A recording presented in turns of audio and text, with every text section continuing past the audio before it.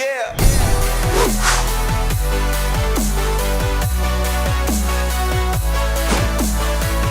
Welcome back to the Gridiron Expert. What else does November have up its sleeve?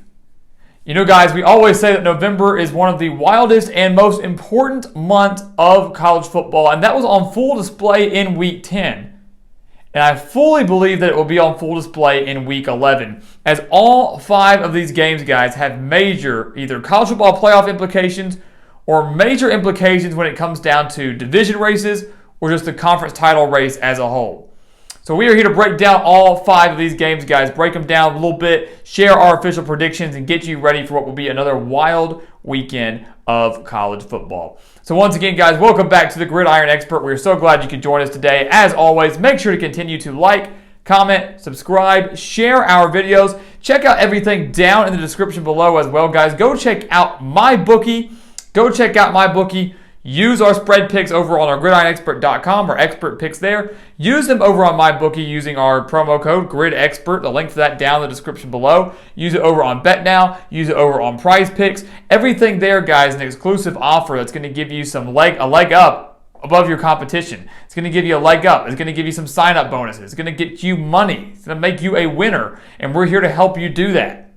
So make sure to sign up for everything down in the description below, guys, because it's not there for us, it's there for you. So take advantage of it and obviously make one of the best decisions that you can make all season long. And again, all those things are year-long subscriptions.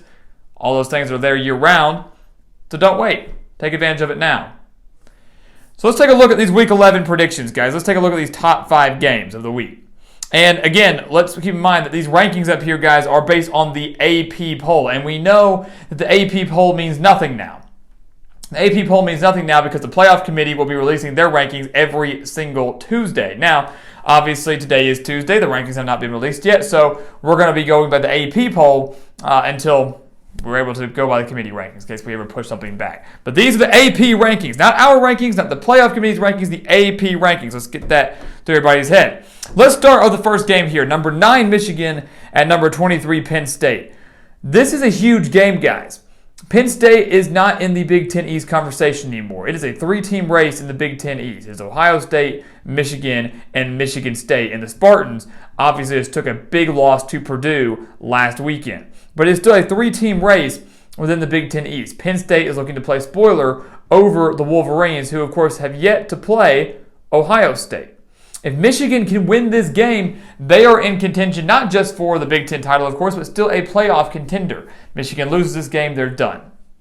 The home team between Michigan and Penn State has won 4 of the last 5 meetings. 4 of the last 5 games, the home team has won. And obviously that streak was ended last year when Penn State actually won in Ann Arbor 27-17 in what was a rough year for both the Nittany Lions and the Wolverines. It should be noted, too, that only 2 of the last 7 games between Michigan and Penn State have been decided by 1 possession. So the home team has dominated, and we're not just meaning dominating in terms of victories, we're meaning dominating in terms of the score as well.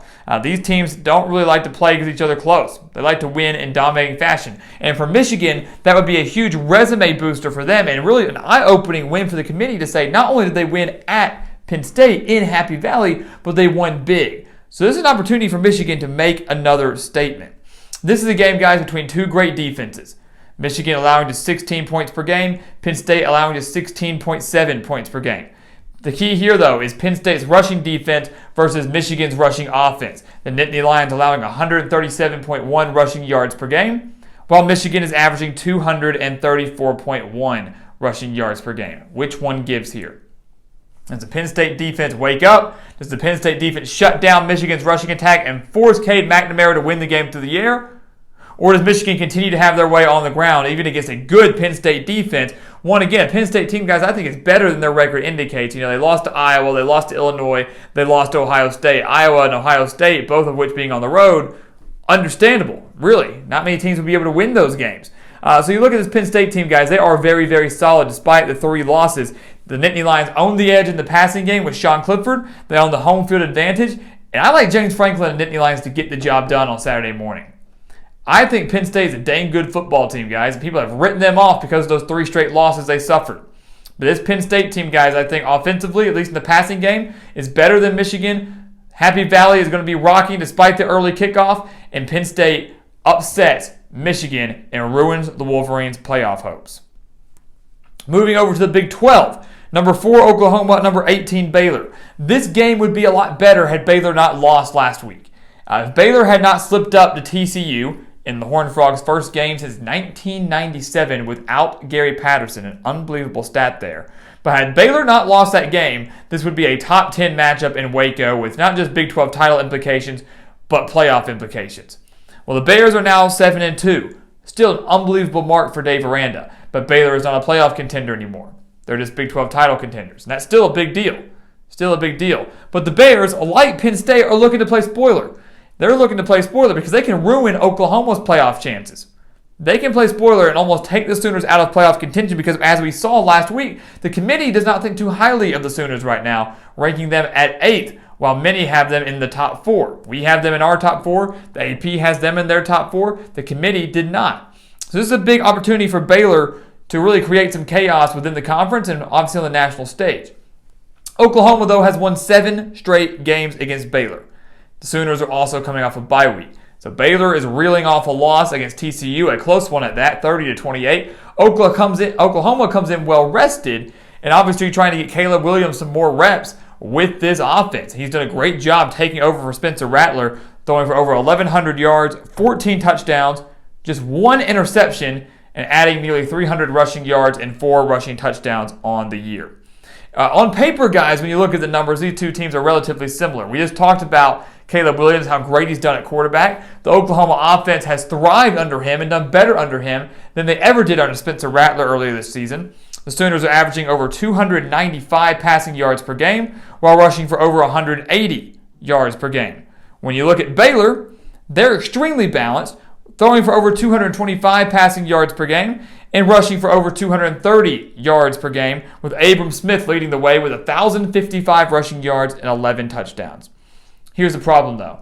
While I love Baylor's offense, while I love Baylor having home field advantage in Waco, the Bears are going up against a stingy Oklahoma rushing defense that's only giving up 111 rushing yards per game. The weakness for both these teams defensively is their secondary.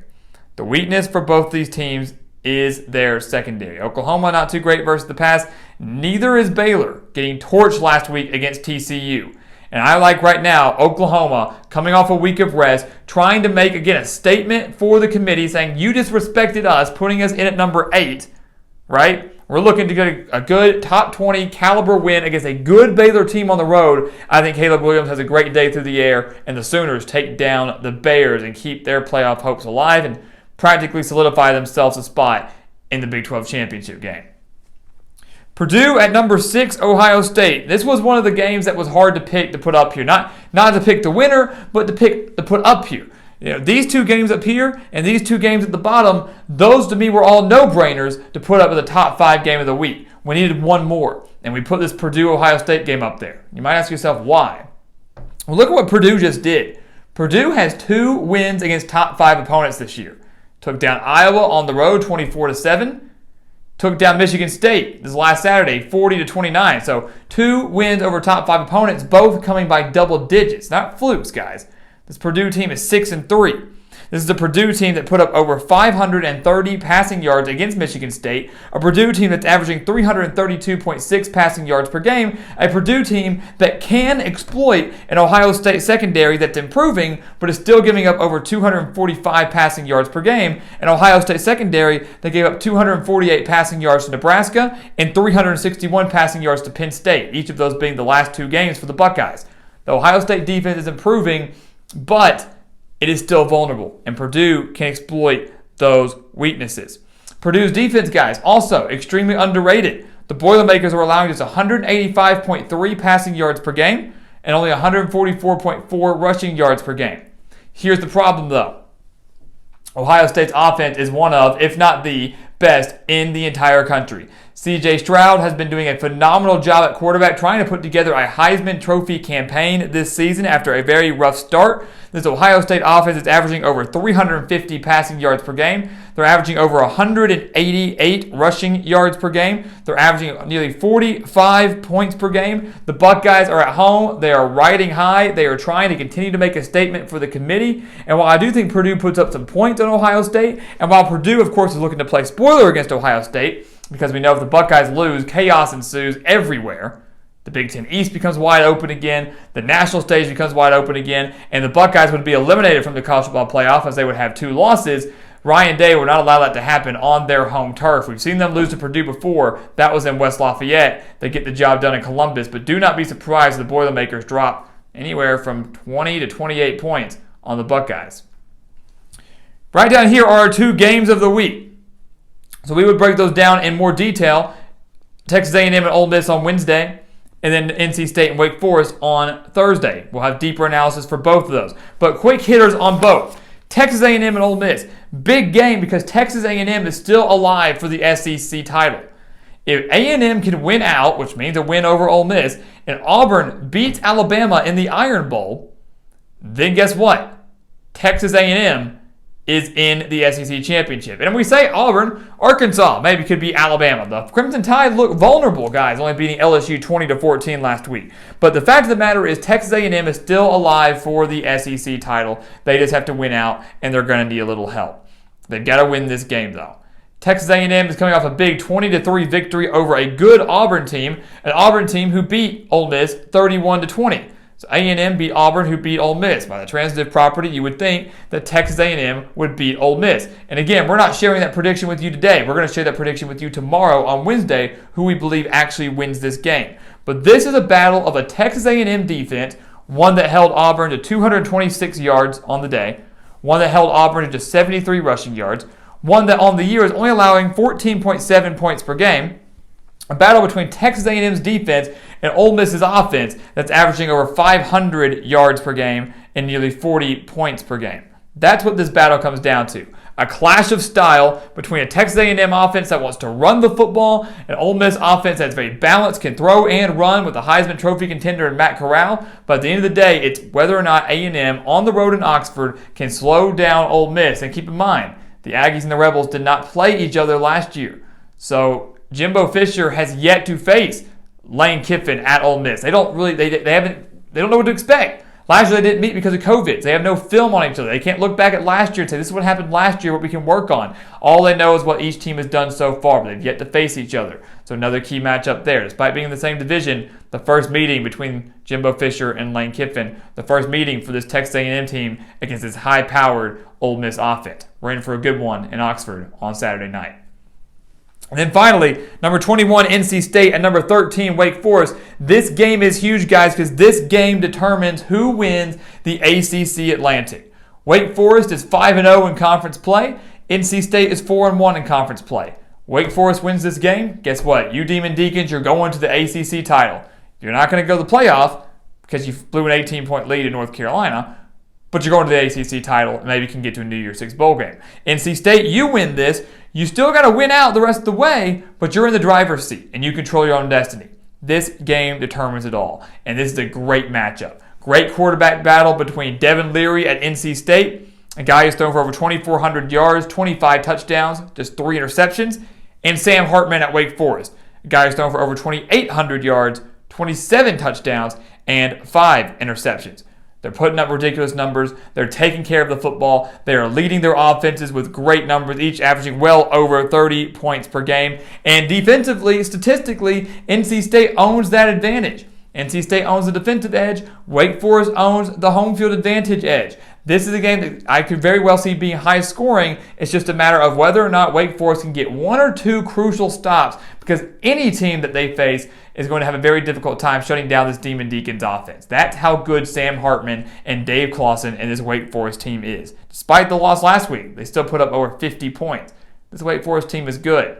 They have to keep rolling on offense, and they have to find a way to slow down the NC State rushing game as Wake Forest is allowing over 200 rushing yards per game, and NC State has a running back duo of Bam Knight and Ricky Person Jr. Bam Knight rushing for over 600 yards, Ricky Person Jr. rushing for over 400 yards. That 1-2 punch in the backfield to go along with Devin Leary throwing the ball means that the Wolfpack can put up a lot of points against a weak Wake Forest defense. And again, we'll have our official prediction for this game and who wins the ACC Atlantic on Thursday, but this could be your game of the week on Saturday night, guys. These two are definitely the two you need to watch out for because they have major conference implications. Neither of them have playoff implications, but they're huge in terms of who can maybe win their respective division in the SEC and the ACC. Must-see football on Saturday night. So there you have it, guys. A big Week 11 of college football coming your way. These are our top 5 games of the week. We're taking Penn State, we're taking Oklahoma, we're taking Ohio State, and you'll find out who we're taking in our other games of the week on Wednesday for A&M and Ole Miss, and Thursday for NC State and Wake Forest. And stay tuned for our NFL game of the week coming out on Friday, a big one in the AFC. We won't tell you which game it is, but a huge AFC matchup on Sunday. We will be breaking that down for you on Friday before we really get started with the weekend games. So make sure to stay tuned for that. Guys, as always, thank you so much for watching us here at the Gridiron Expert on YouTube. Make sure to continue to like, comment, subscribe, and share our videos. And of course, check out everything down in the description below as well. Go sign up for Expert Picks over on thegridironexpert.com. We're 70% against the spread 2 weeks ago. We went 60% against the spread last week. We're killing it in the college game. We're killing it in the NFL game. You do not want to miss out on these picks, guys. Some of the best in the country for one of the lowest in the country. And then you can take those and go apply them to MyBookie. Take them and go apply them to BetNow, to PrizePicks. All those things are down in the description below. And those promo codes are there to help you, to give you a big leg up to start your weekend. So make sure to take advantage of that. And once again, guys, as always, thank you so much for watching, and we'll see you next time right here on the Gridiron Expert.